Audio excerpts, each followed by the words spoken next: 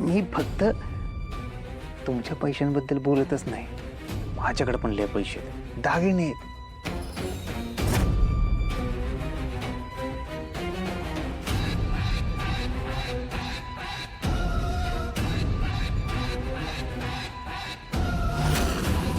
आपण दोघांचे पैसे असे मिक्स करू आणि सुखानं आयुष्य जगू. त्या पैशांबद्दल आत्ताच का सांगू वाटलं यांना? त्या आर्या आणि माधुरीसारखं मला पण येडं बनवून पैसे मिळताच इथनं पळून जायचा प्लॅन दिसतोय यांचा.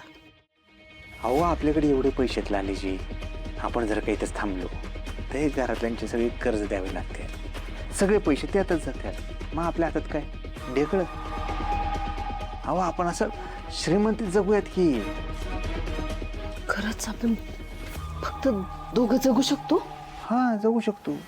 अहो लालीजी आपण असं कुठेतरी असं डोंगराच्या पठारावर असं छोटंसं लाकडाचं घर बांधू, असं पक्षी किलबिल किलबिल करतात त्याचा आवाज, समोर अशी फुलांची बाग, तुम्ही संध्याकाळचा स्वयंपाक करणार, मी पांढऱ्या घोड्यावरनं घरी येणार, असं परीकथेमध्ये जसं असतं का नाही तसंच जगू की, राजा राणीसारखा संसार करू. हेच हेच हवं होतं मला आयुष्यात. मला ना फक्त तुम्ही हवे आहात, बाकीचं काहीच नकोय. पण खरंच तुमच्याकडे पैसे आणि दागिने आहेत का? होय. कुठे?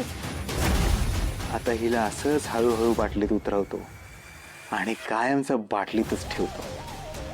नाही म्हणजे असा कसा विश्वास ठेवू ना तुमच्यावर?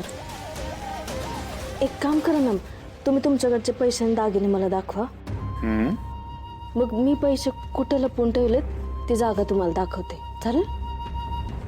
चालेल. उद्या सकाळीच माझ्याकडचे पैसे आणि दागिने तुम्हाला दाखवतो. ठीक आहे, चालेल. आता झोपा का गावभर कुदळ घेऊन फिरणार आहे मी पैसे कुठे लपवले ते शोधायला? अहो रात्रीचं कुदळ बिदळ घेऊन कसं दिसेल ते. झोपतो मी. Good night.